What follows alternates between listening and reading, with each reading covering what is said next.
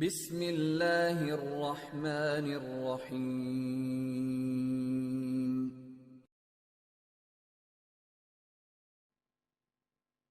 Hello student, welcome to a class sir Imran account की class. हम 11th standard book keeping chapter 3 journal कर रहे हैं।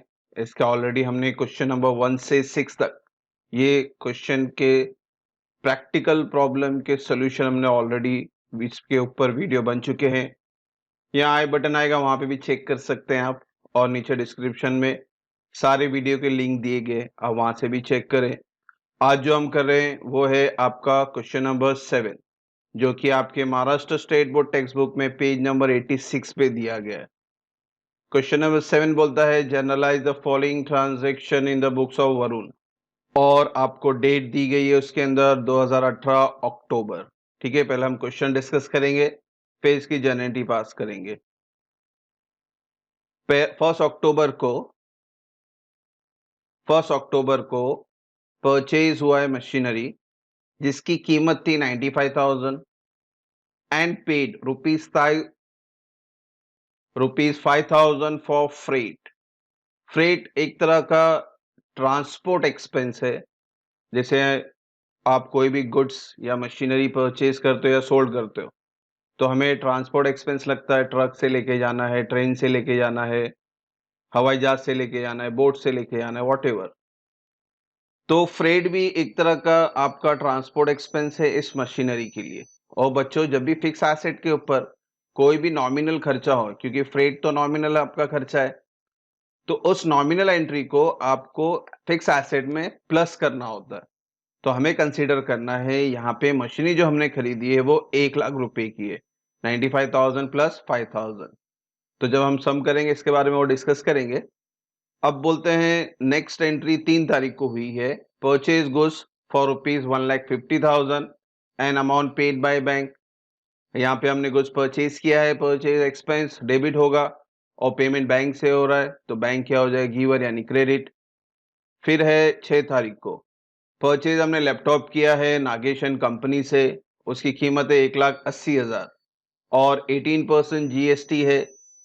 परचेज कर रहे हैं लैपटॉप, एसेट से लैपटॉप आ रहा है, डेबिट व्हाट कम्स इन, और यहाँ पे कोई पेमेंट का इंफॉर्मेशन नहीं है, यानी ये क्रेडिट ट्रांजैक्शन है।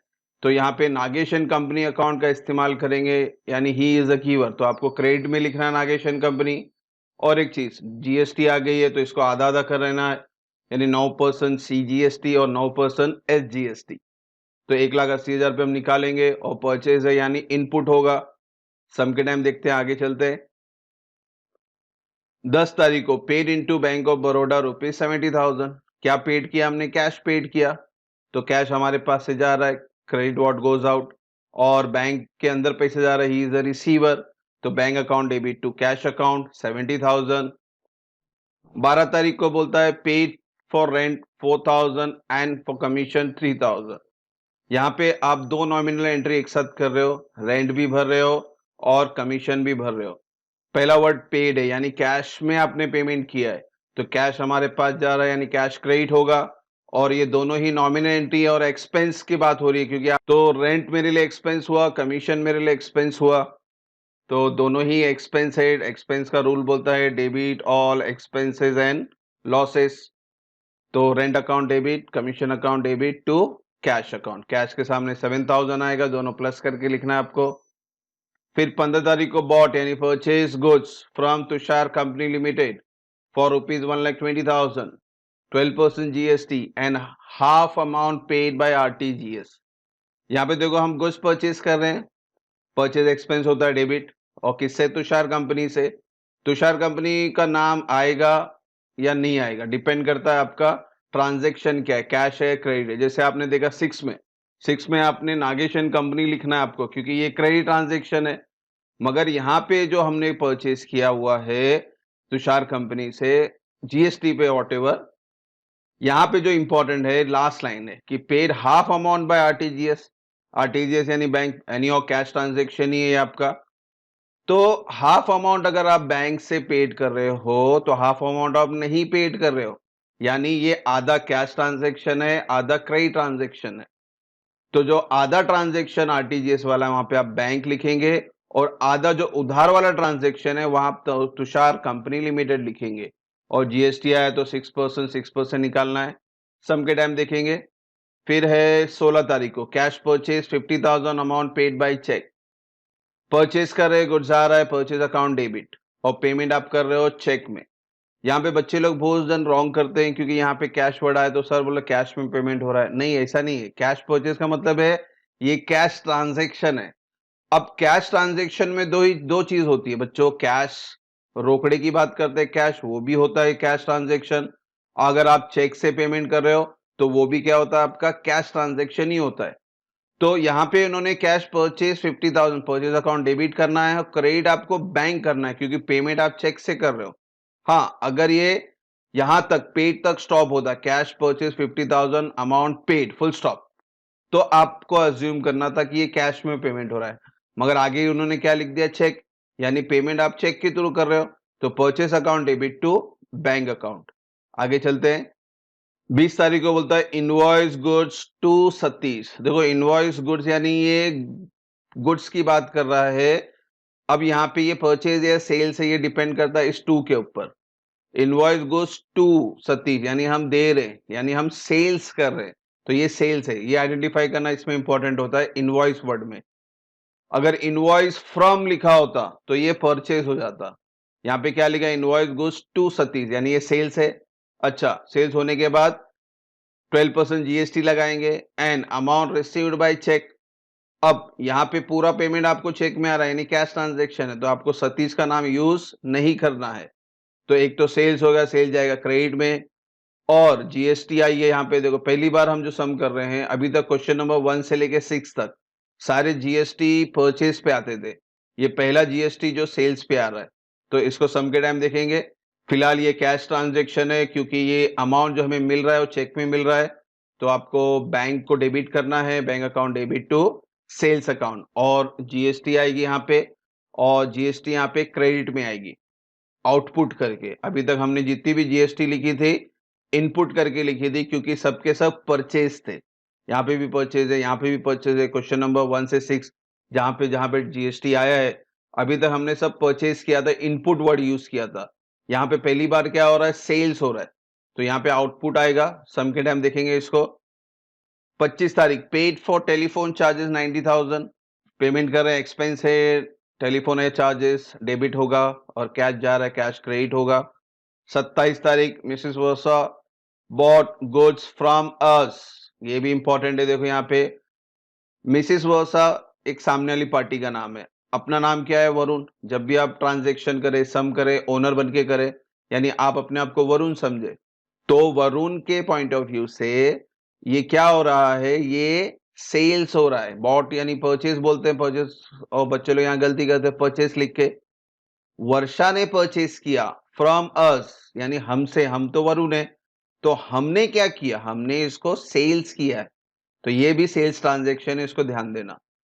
और यहाँ पे टीडी दिया है यानी ये ग्रॉस वैल्यू है और ग्रॉस वैल्यू और टीडी दोनों ही अपीयर नहीं होता है बुक्स में। आपको क्या करना है 90,000 में से 12% माइनस करके बताना है, ठीक है। और ये सेल्स की एंट्री परचेज की एंट्री नहीं है। बॉट बोल के सब कंफ्यूज होते हैं तो ये बॉट फ्रॉम अस था तो हमने क्या किया इसको सेल्स किया। तो वर्षा को हमने सेल्स किया है तो वर्षा इज अ रिसीवर और हमारे पास गुड्स गया सेल्स यानी income Varsha account debit to sales account और अमाउंट आपको याद रखना है 90 में से 12% माइनस करने के बाद। नेक्स्ट ट्रांजेक्शन है 28 तारीख को purchase goods from Abhijit and sons 1,50,000 at 18% GST. यहाँ पे परचेज आ रहा है जीएसटी है आधा आधा करेंगे 9% सीजीएसटी और एसजीएसटी और ये भी क्रेडिट ट्रांजैक्शन है, उधार का ट्रांजैक्शन है। गुड्स हमारे पास आ रहा है purchase expense purchase account debit to. आपको यहाँ पे अभिजीत का नाम लिखना पड़ेगा क्योंकि Abhijit is a giver, credit the giver और बीच में आपको सीजीएसटी और एसजीएसटी डालना है। इनपुट करके आएगा क्योंकि परचेज है यानी डेबिट में। फिर नेक्स्ट ट्रांजैक्शन है 30 तारीख को paid to Abhijit and sons and receive 10% cash discount by cheque. 28 तारीख को हमने परचेज किया अभिजीत से 1.5 लाख का और क्रेडिट ट्रांजेक्शन था 28 को। अब क्या बोलते हैं हम पेमेंट कर रहे हैं अभिजीत को और जब हम पेमेंट कर रहे हैं तो हमें डिस्काउंट भी मिलने वाला है, ठीक है। और जो ये पेमेंट हो रहा है ये चेक से हो रहा है, यानी Abhijit account debit to bank account और टू डिस्काउंट अकाउंट, क्योंकि डिस्काउंट हमेशा कैश ट्रांजेक्शन यानी कैश बैंक जहां लिखा रहेगा वहां पे आपको डिस्काउंट लिखना है। थियोरेटिकल पार्ट ये बोलता है कि जब आप पेमेंट कर रहे हो और डिस्काउंट की बात हो रही है, यानी ये आप इतना कम पेमेंट कर रहे हो, डिस्काउंट अगर कम हो रहा है यानी हमारे लिए income, credit all income and gain, ठीक है। सम के टाइम देखेंगे इसका कैलकुलेशन। नेक्स्ट एंट्री बोलता है 31st को paid for advertisement 8,000 and brokerage 12,000। Advertisement भी नॉमिनल है, ब्रोकरेज भी नॉमिनल है। ब्रोकरेज यानी कमीशन वगैरह, दलाली वगैरह हम देते हैं एजेंट लोग को, तो ये ब्रोकरेज हो गया। तो दोनों ही नॉमिनल है और पेमेंट की बात हो रही है, यानी मेरे लिए एक्सपेंस हुआ, तो advertisement account debit, brokerage account debit to cash account, क्योंकि पेमेंट बात कर रहा है और कोई इंफॉर्मेशन नहीं है कि पेमेंट कैश में हो रहा है चेक में हो रहा है, तो आपको अजम्पशन लेना है कि ये कैश ट्रांजैक्शन है और कैश में पेमेंट हो रहा है। तो ये था क्वेश्चन जो मैंने डिस्कस किया। अब इस क्वेश्चन की हम जनरेटिव पास करते हैं, चलते हैं हम लोग जनरेटिव की तरफ। फॉर्मेट देखिए आप ड्रॉ कर लें, date particular, LF debit rupees, credit rupees, ठीक है। नॉर्मली 2 पेज का सम है ये। तो क्वेश्चन स्टार्ट करते हैं, इसका सोल्यूशन क्वेश्चन नंबर 7 यहाँ फिर से लिख लेते हैं। इन the books of Varun, owner का नाम है वो लिखें, जर्नल एंट्रीज। तो और साल आपको क्या दिया था, अक्टूबर 2018। ये महीना और साल एक ही बार लिखे, घड़ी घड़ी लिखने की जरूरत नहीं है, ठीक है। क्वेश्चन यहाँ ले लेता हूँ वापिस से, मैं पूरा नहीं लिया, मैंने थोड़ा थोड़ा क्वेश्चन लिया हूं, क्योंकि स्क्रीन पे आपके क्वेश्चन और आंसर दोनों सामने सामने रहे। तो पहली तारीख को फिर से, पहली तारीख को हमने मशीनरी परचेज की जिसकी कीमत थी 95,000 और उस पर हमने ट्रांसपोर्ट एक्सपेंस पेड किया 5,000 फ्रेट का। तो जब भी बच्चों फिक्स एसेट परचेज होगा तो उसमें उसके ऊपर जो भी खर्चा हुआ है, नॉमिनल खर्चा, चाहे आप फ्रेट भरो, चाहे आप कैरेज भरो, चाहे आप वेजेस दो, कुछ भी एडिशनल खर्चा होता है फिक्स एसेट परचेस करते टाइम, तो उस नॉमिनल खर्चे को भी आपको फिक्स एसेट में ऐड करना है। तो 95 प्लस 5 कितना हो गया, 1 लाख। तो आपको 1 लाख की एंट्री पास करनी है। एनीहाउ मशीनरी आ रही है एसेट से, डेबिट व्हाट कम्स इन, और पेमेंट हो रहा है यानी कैश गोस आउट। तो यहाँ एंट्री लिखते हैं, number 1 machinery account debit 1 lakh, 2 cash account 1 lakh. Narration लिख लें, being machinery purchase and paid freight, ठीक है। फ्रेट यानी रेलवे से जब आपका कोई गुड्स ट्रांजैक्शन होता है तो उसे हम फ्रेट कहते हैं। चलते हैं 3 नंबर, 3 अक्टूबर को हुआ था हमारा गुड्स परचेज हुआ था जिसकी कीमत थी 1.5 लाख और पेमेंट आपने बैंक के थ्रू किया है।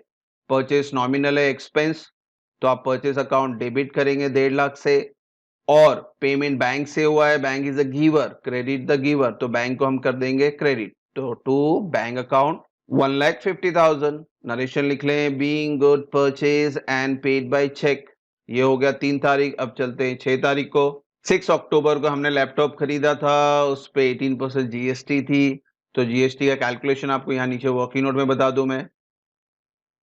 लैपटॉप परचेज 18% जीएसटी, और परचेज में हमेशा वर्ड आता है इनपुट, इनपुट यानी डेबिट। एनीहाउ कैलकुलेशन देख लें, कॉस्ट कितना है आपका, ओरिजिनल कॉस्ट है 1,80,000, तो यहां लिख लेते हैं लैपटॉप परचेज कर रहे हैं, डेबिट व्हाट कम्स इन, यानी 1,80,000 डेबिट होगा। इस 1,80,000 पे आपको 18% जीएसटी निकालना है, और जीएसटी के अंदर 2 पार्ट होते हैं हमेशा, सीजीएसटी और एसजीएसटी, सेंट्रल के लिए और स्टेट गवर्नमेंट के लिए आपको टैक्स देना होता है। और हमेशा क्या होता है हमारा जीएसटी का आधा आधा, यानी 18 का आधा कितना हुआ, 9%। तो 9% आप कैलकुलेट करें 1,80,000 पे, तो ये आ गया 16,200, तो आपका जीएसटी लग गया 16,200। और ये भी हमारे लिए एक्सपेंस होता है क्योंकि ये कॉस्ट के अंदर ऐड होता है। फिर एसजीएसटी ये भी 9%, ये भी सेम आएगा, 1,80,000 पे 9% यानी 16,200, तो ये भी फिगर हम ऐड कर लेंगे। तो अब आपका जो ओरिजिनल कॉस्ट बना ये तीनों प्लस करके, तो आप अब पेमेंट कितना कर रहे हो वो है 2,12,400 का आपका पेमेंट होने वाला है। पेमेंट हुआ नहीं है क्योंकि यहाँ पे कोई भी इंफॉर्मेशन नहीं है पेड का, तो अजम्पशन करना पड़ेगा कि ये क्रेडिट ट्रांजेक्शन है। तो आपको क्रेडिट ट्रांजेक्शन करना है, यानी क्रेडिट ट्रांजेक्शन में आप नाम लिखेंगे नागेश एंड कंपनी। तो यहाँ पे देखो इसकी एंट्री यहाँ पास कर लेते हैं। 6 तारीख को पहले क्या लैपटॉप आ रहा है 1,80,000 का, तो यहाँ लिखते हैं 6 तारीख लैपटॉप 1,80,000। सीजीएसटी एसजीएसटी ये दोनों ही आपके लिए एक्सपेंस हो गए, तो ये भी दोनों कहाँ जाएंगे आपके डेबिट में। अब मगर CGST और SGST के आगे वर्ड क्या डालना आपको? इनपुट, क्योंकि ये परचेज है इसीलिए। तो इनपुट CGST 16,200 और उसी तरह से SGST, इनपुट SGST 16,200 और टोटल फिगर कितना आया था आपका? 2,12,400 और ये क्रेडिट ट्रांजैक्शन था, तो यहाँ पे आपको नाम लिखना पड़ेगा। तो यहाँ नाम लिख लेते हैं, to Nagesh and company, 2,12,400। Narration लिख लें, being purchase laptop at 18% GST। ये हो गया 6। अब चलते हैं 10। Paid into bank of Baroda ₹70,000। Bank is a receiver और हमारे पास से कैश गया, तो 10 तारीख को बैंक अकाउंट डेबिट 70,000। आप यहाँ पे बैंक ऑफ बड़ौदा भी लिखेंगे तो भी राइट है, खाली बैंक लिखे तो भी राइट है। और पैसा हमारे पास जा रहा है, credit what goes out to cash account 70,000। Narration लिख ले, being cash deposit into bank. 12 तारीख को क्या हुआ? आपने दो एक्सपेंस भरे, रेंट और कमीशन। पेड बोल रहा है, इसका मतलब रेंट और कमीशन दोनों ही हमारे लिए एक्सपेंस है, पैसा जा रहा है। तो एक्सपेंस यानी डेबिट का रूल बनता है, debit all expenses and losses. तो 12 तारीख को लिखेंगे हम लोग रेंट अकाउंट डेबिट 4,000 और कमीशन अकाउंट डेबिट 3,000। तो यहाँ लिख लेते हैं कमीशन अकाउंट डेबिट 3,000, यानी टोटल आपका कैश चले गया 7,000 का। तो क्रेडिट में हम लिखेंगे टू कैश अकाउंट 7,000, दोनों प्लस करके आपको लिखना है। नरेशन लिख ले, being rent and commission paid in cash. तो आपकी एंट्री नंबर 12 तक हमने मुकम्मल की। अब इसके आगे की एंट्री ले लेते हैं। तो यहां देखो 12 के बाद था 15। क्वेश्चन में आपके 15 तारीख है। 15 अक्टूबर को क्या हुआ था? हमने तुषार कंपनी से गुड्स खरीदा, परचेज किया, बॉट यानी परचेज। उसकी कीमत थी 1,20,000। जीएसटी लगाना है। जीएसटी लगाने के बाद आपको हाफ ट्रांजेक्शन आरटीजीएस यानी बैंक के थ्रू पेमेंट करना है, यानी कैश ट्रांजेक्शन हो रहा है, और हाफ यानी क्रेडिट। हाफ अगर कैश बोल रहा है यानी हाफ क्या हो गया? क्रेडिट। और कैश ट्रांजेक्शन में आपको आरटीजीएस बोला है, यानी पेमेंट आपका बैंक के थ्रू होने वाला है। ठीक है, इसका वर्किंग नोट देख लो पहला। Working note for purchase goods at 12% GST, 12% है, और परचेज है तो इनपुट लगाना है आपको। सबसे पहले cost of the good is 1,20,000, वो लिख लेते हैं। Cost of purchase is 1,20,000, purchase debit all expense and loss, इसलिए डेबिट लिखा है मैंने। फिर इस पे जीएसटी आधा आधा करना है, सीजीएसटी और एसजीएसटी, जो कि 6% होगा। तो ऐड करेंगे हम लोग 6%। सीजीएसटी 1,20,000 पे 6% आया 7,200, तो यहाँ ऐड कर लिया हमने। उसके बाद एसजीएसटी वो भी 6% होगा, 1,20,000 पे 6% यानी 7,200। तो जब आप गुड्स परचेज करने गए तो उसकी ओरिजिनल कीमत तो 1,20,000 थी। अब टैक्स लग के, तो अब टैक्स लग गया है, तो अब कीमत कितनी हो जाएगी बच्चों? 1,34,400। ठीक है, मगर बच्चों ये पेमेंट आपको करना है, इसका पेमेंट आपने आधा आरटीजीएस से किया, यानी बैंक के थ्रू पेमेंट किया आपने, half half by RTGS bank के थ्रू 67,200, यानी 1,34,400 को डिवाइड बाय 2 कर दो, हाफ यानी डिवाइड बाय 2। तो आपका बैंक के थ्रू पेमेंट जा रहा है 67,200, इसका आधा आ गया। अगर आधा आरटीजीएस यानी कैश ट्रांजेक्शन है तो आधा उधार होगा, तो आधा उधार ट्रांजेक्शन करेंगे, हाफ क्रेडिट ट्रांजेक्शन। और क्रेडिट ट्रांजेक्शन में आपको नाम लिखना होता है, यहाँ इसलिए मैंने तुषार लिखा हुआ। और आधा करेंगे तो सेम अमाउंट आएगा 67,200, 1,34,400 को डिवाइड बाय 2 कर दो। तो अब बच्चों, अब जर्नली जब हम करेंगे तो ये 1,34,400 डायरेक्टली पास नहीं करेंगे, इसका बाइफिकेशन है वो पास करेंगे। परचेज डेबिट और एक्सपेंस, टैक्स हम ही भर रहे हैं, हमारे लिए एक्सपेंस के लिए डेबिट। और आपका पेमेंट जो पहला गया है 67,200 बैंक से गया है, क्रेडिट द गिवर, इसलिए क्रेडिट लिखा है। और तुषार से हाफ क्रेडिट ट्रांजेक्शन हुआ था, तो ही इज अ गिवर, क्योंकि अब हमने जब परचेज किया उस तुषार के पास से, तो ही इज अ गिवर बन गया, इसलिए क्रेडिट। तो अब इसकी जर्निटी कैसे लिखे यहाँ देख लें। पहले डेट डाले 15 तारीख, परचेज 1,20,000 ये अमाउंट, फिर सीजीएसटी 7,200, मगर सीजीएसटी के आगे वर्ड क्या डालना है आपको? इनपुट। तो यहाँ पे लिखते हैं इनपुट सीजीएसटी 7,200। उसी तरह से एसजीएसटी 7,200, ये भी डेबिट है। अब क्रेडिट में आपको दो एंट्री पास करनी है, एक बैंक वाली और एक तुषार वाली। तो लिखते हैं टू बैंक अकाउंट 67,200, और फिर तुषार को भी क्रेडिट करना है आपको, to Tushar and company limited 67,200। 200। तो बच्चों अभी तक हमने जो जीएसटी का ट्रांजैक्शन किया उसके अंदर कभी भी वैल्यूएशन में बाइफिकेशन नहीं था। यहाँ पे बाइफिकेशन दिया तो इसको ध्यान से करना है आपको। तो 1,34,400 की एंट्री नहीं डायरेक्टली पास करनी, इसका बाइफिकेट करना है, आधा बैंक में और आधा क्रेडिट ट्रांजेक्शन, जो कि हमने पास कर दिया। अब चलते हैं नरेशन लिख लेते हैं। Being purchase goods at 12% GST and paid half amount by RTGS. Payment RTGS से हो, एनईएफटी से हो, चेक से हो, डेबिट कार्ड से हो, तो सब में आपको बैंक वर्ड यूज करना है बच्चों, हमेशा याद रखना, ठीक है। अब चलते हैं एंट्री नंबर 16 को। 16 अक्टूबर को होता है कैश परचेज 50,000 का, और पेमेंट किसमें हुआ? चेक में। परचेज नॉमिनल है डेबिट, और पेमेंट चेक से हो रहा है यानी बैंक अकाउंट क्रेडिट। तो यहां लिख लेते हैं purchase account debit 50,000 to bank account 50,000। फिर से बोल रहा हूं बच्चे, आप बच्चे लोग यहाँ कैश वर्ड सुन के यहाँ पे कैश लिखते हैं। देखो कैश ट्रांजेक्शन ही है, मगर ट्रांजेक्शन किस में हुआ है? कैश में हुआ है कि चेक में हुआ, आपको देखना है। तो यहाँ पे उन्होंने चेक बोला है तो चेक आ गया, तो बैंक इस्तेमाल होगा आपका।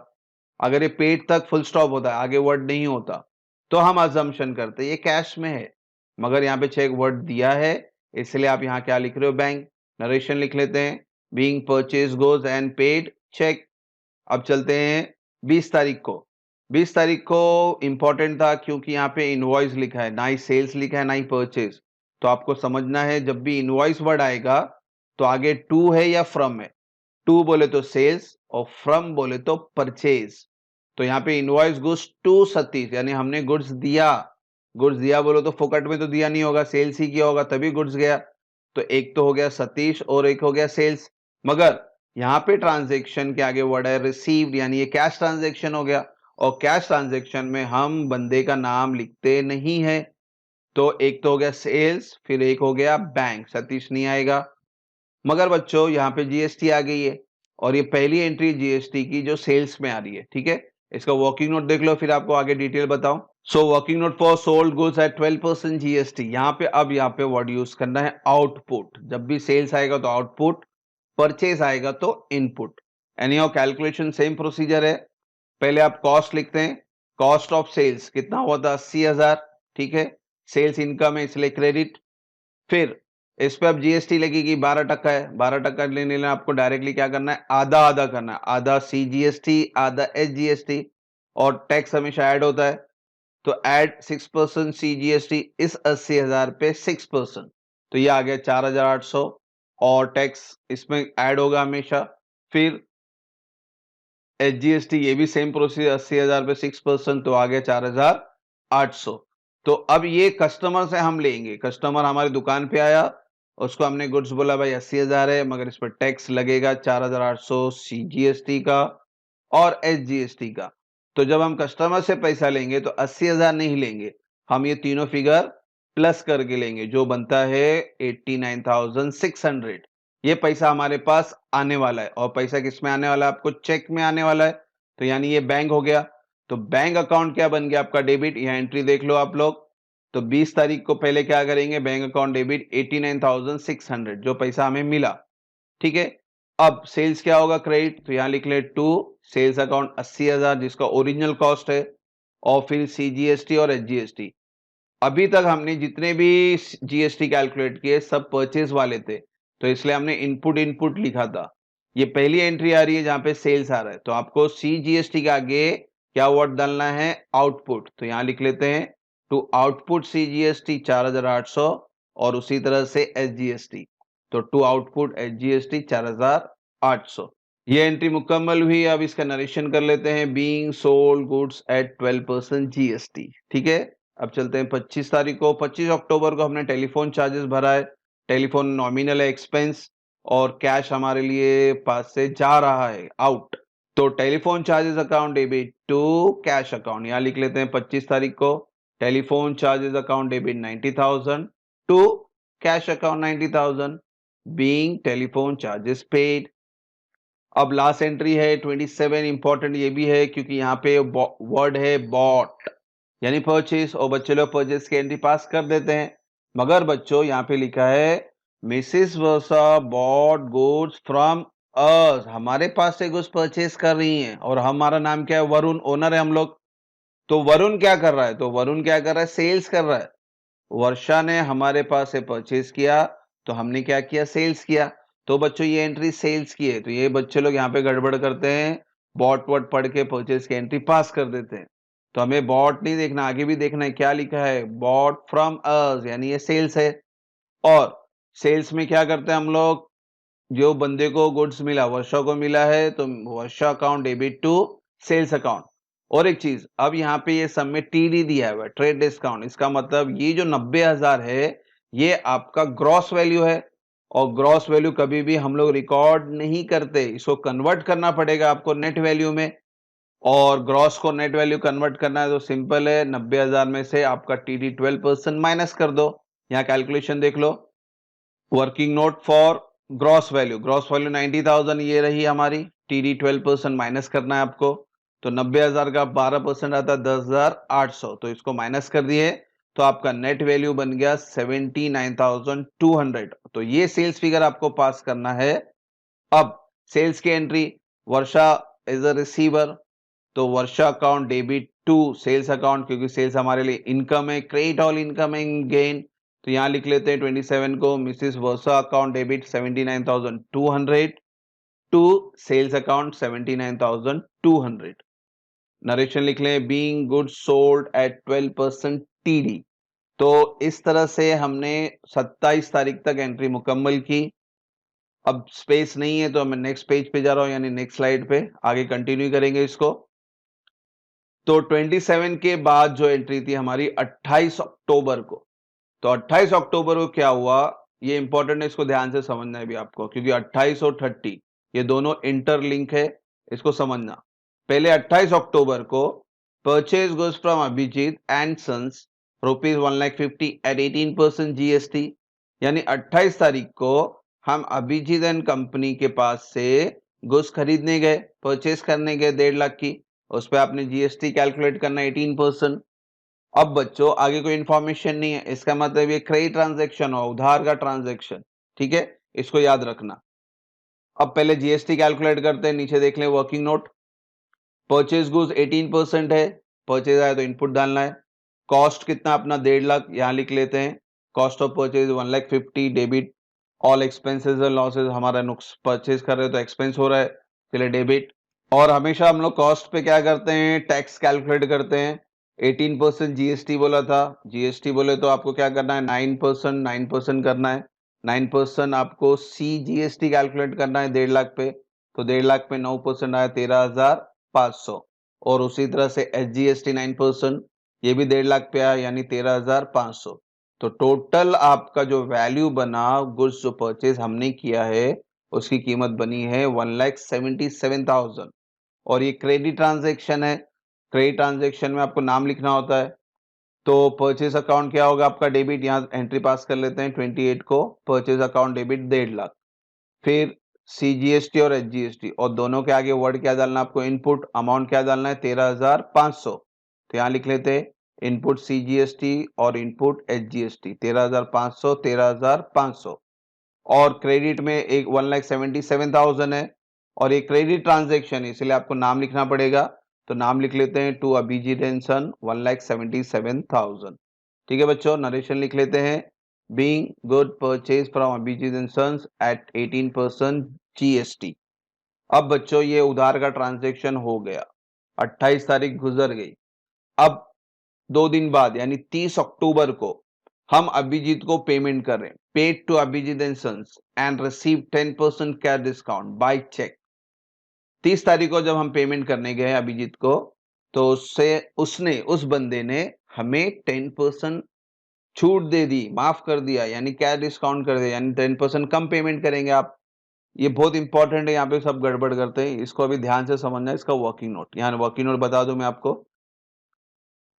नेट वैल्यू परचेज 1,77,000 कहां से आया, यहां से। तो हमने यहाँ पे जो टैक्स वगैरह ऐड किया था, तो टोटल वैल्यू बन गया 1,77,000। तो ये हमने परचेज किया था 1,77,000 का, किससे परचेज किया था, अभिजीत से। तो अभिजीत हो गया डेबिट हमारे यहाँ पर। फिर क्या डिस्काउंट मिला है हमें, 15,000। अब बच्चे लोग यहाँ कंफ्यूज होते हैं, सर 10% तो 1,77,000 का बनना चाहिए, तो 10% 15,000 कैसे आया। तो ये स्टार मार्किंग है, इसको बहुत अच्छी तरह से समझना, इसलिए मैं बोलता हूँ इंपॉर्टेंट है आपके लिए। Cash discount is always calculated on cost price. तो इसका जो कॉस्ट प्राइस था वो कितना था बच्चों? तो कॉस्ट प्राइस तो 1.5 लाख था ना, जब 28 तारीख को हम खरीदने गए थे उस वक्त इसकी कीमत तो 1.5 लाख थी। तो हमेशा आपको जब कैश डिस्काउंट कैलकुलेट करना है तो कॉस्ट प्राइस पे करना है, और कॉस्ट प्राइस कितना दिया था, इसलिए बोला 28 और 30 लिंक है। तो 1.5 लाख के ऊपर आपको 10% कैलकुलेट करना है, ना कि 1,77,000 पे। ठीक है, हाँ पेमेंट आपको 1,77,000 का ही करना था, मगर जब वो छूट देगा, डिस्काउंट देगा, तो 1,77,000 पे डिस्काउंट नहीं देगा, वो आपको किस पे डिस्काउंट देगा? आपका कॉस्ट प्राइस पे। और कॉस्ट प्राइस कितना था? 1,50,000। तो जब आप 1,50,000 पे 10% कैलकुलेट करोगे, एक जीरो कम, यानी 15,000। तो इस तरह से 15,000 आता है, ये इंपॉर्टेंट है, इसको ध्यान से समझना। ठीक है, उसने 15,000 डिस्काउंट दे दिया आपको, तो अब आपको पेमेंट 1,77,000 का नहीं करना है, इसको माइनस करने के बाद जो फिगर आता है 1,62,000, ये आपको पेमेंट करना है। और पेमेंट आपने यहाँ पे किस में करना है? बैंक में, क्योंकि उसने क्लियर लिखा था पेमेंट बाय चेक। तो ये एंट्री आपको पास करनी है। ठीक है, पैसा किसके पास जाने वाला? अभिजीत के पास। तो 30 तारीख को लिख लेते हैं, अभिजीत एंड सन्स डेबिट 1,77,000, उसको देना था 1,77,000, तो यहां शो कर दिए। मगर आपने पेमेंट कितना किया? 1,62,000। क्रेडिट द गिवर, बैंक से पेमेंट हो रहा है, तो टू बैंक अकाउंट 1,62,000। और वो भाई साहब ने हमें डिस्काउंट दिया 15,000 का, तो टू डिस्काउंट रिसीव्ड 15,000, ये हमारे लिए इनकम है, credit all income and gain. उसको देना था 1,77,000, मगर पेमेंट कर रहे हैं 1,62,000 का, यानी 15,000 हमारे लिए फायदा हो गया। Credit all income and gain, ये तो थियरी पार्ट थी। लॉजिक पार्ट हमेशा याद रखो, जहां पे भी कैश बैंक होगा, डेबिट में होगा तो डिस्काउंट भी डेबिट में। अगर कैश बैंक क्रेडिट है तो डिस्काउंट भी क्रेडिट। ठीक है बच्चों, ये इंपॉर्टेंट था 20 और 30। और उसमें भी डिस्काउंट कैलकुलेशन हमेशा याद रखना, कैश डिस्काउंट जब भी कैलकुलेट किया जाएगा it is always on cost price. तो आपका कॉस्ट प्राइस को क्या है वो चेक करें। तो यहाँ पे कॉस्ट प्राइस कितना था? 1.5 लाख। तो इसलिए हमने 1.5 लाख पे 10% निकाला, जो बन गया 15,000। फिर माइनस करके पेमेंट फिगर आ गया 1,62,000। ठीक है बच्चों, नरेशन लिख लेते हैं। Being amount paid to Abhijit and son after 10% cash discount.